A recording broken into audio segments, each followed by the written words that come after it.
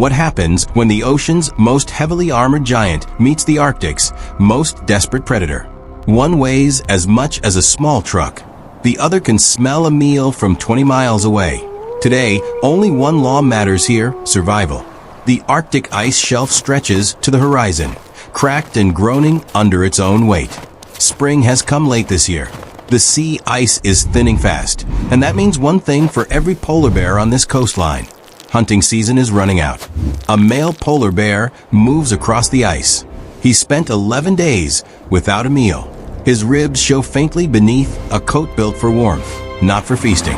He is the largest land carnivore on Earth, capable of crushing a seal's skull in a single bite. But right now he is starving, and a starving bear is a bear willing to take impossible risks. He lifts his head, downwind, carried across the ice on a bitter breeze, a scent.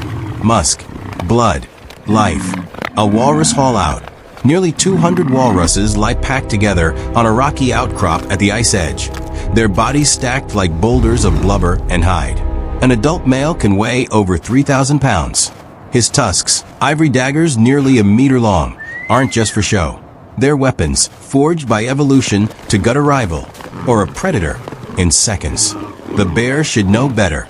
A healthy walrus is nearly untouchable, too big, too well-armed, too dangerous for a single predator to bring down. Polar bears rarely hunt them by choice. But choice is a luxury this bear no longer has. He drops low, his massive paws, each one wider than a dinner plate, spreading his weight across the ice, silent, deliberate. Every polar bear on this coast is a master of patience. He can wait motionless for hours beside a breathing hole, wait for a single breath of a seal to seal its fate. But walruses don't breathe through the ice. They watch, they listen, and in the water, they are faster than anything alive. His only chance is the shoreline. If he can catch one on land, isolated from the pack, before it reaches the water, he begins his approach. Downwind, low, hugging every ridge and hollow the ice offers him for cover. 100 meters, 80. The walrus colony grunts and shifts, oblivious, packed so tight that steam rises off their collective bodies into the freezing air. 50 meters now. The bear's heart hammers, but his body stays perfectly still between strides. One wrong sound, one cracking chunk of ice, and 200 walruses will thunder for the water in seconds. 30 meters. And then a sentinel raises her head. An old female, scarred along one flipper, tusks worn pale from decades of Arctic winters. She has seen bears before. She has seen this exact moment before. She bellows. The sound rips across the haul out like a gunshot, and the colony explodes into motion. 200 walruses surge for the water all at once. A landslide of blubber and muscle, crushing ice, crushing anything too slow to move. The bear breaks into a sprint. This is his one window, chaos. In chaos, a straggler might separate from the herd. His eyes lock onto a young walrus, barely 2 years old, smaller than the rest, struggling against the crush of adult bodies around him. The bear cuts an angle across the ice, faster than anything this size should be able to move. 40 kilometers an hour across broken terrain. He's closing the distance. 15 meters. 10. But the young walrus reaches the water's edge exactly as the bear reaches him. And everything changes. On land, the walrus is clumsy, vulnerable, exposed. In the water, he is home. He vanishes beneath the surface in a single powerful thrust of his hind flippers, and the bear, mid-lunge, claws extended, crashes into open water instead of flesh. The hunt should be over. Most bears would surface, shake off, retreat to the ice, and wait for another chance, another day. But this bear doesn't retreat.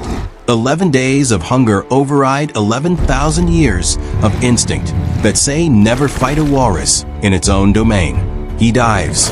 Underwater, everything changes again.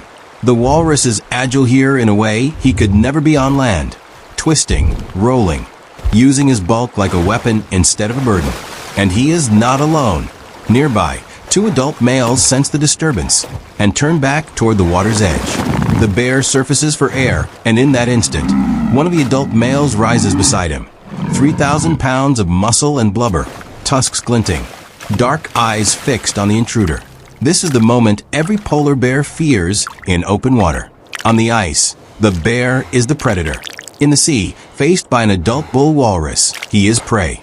The walrus lunges. His tusks slash through the water, missing the bear's flank by inches. The bear twists away, snarling, front paws flailing to keep himself afloat and defend it at once. Blood clouds the water. His own, a shallow gash along one shoulder. The message is unmistakable. Leave or die here. For one suspended moment, predator and prey are locked in a standoff, treading the same freezing water, separated by less than 2 meters, and a set of ivory blades built to kill. The bear makes his decision. He turns and swims, hard, desperate strokes toward the nearest ice floe, the wounded shoulder burning with every pull. Behind him, the bull walrus does not give chase far. He doesn't need to. He has already won.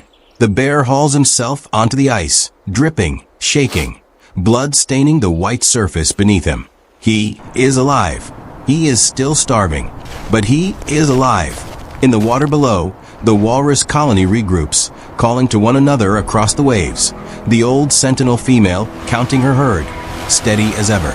This is the truth the Arctic never softens. Not every hunt ends in a kill. Not every chase has a clean answer. Sometimes survival isn't about winning. It's about knowing when to walk away with your life still yours to carry forward. The bear will rest tonight on the ice, wounded but breathing, already scanning the horizon for the next breathing hole, the next chance, the next fight for one more day of life. Out here at the edge of the world, that is the only victory that has ever mattered.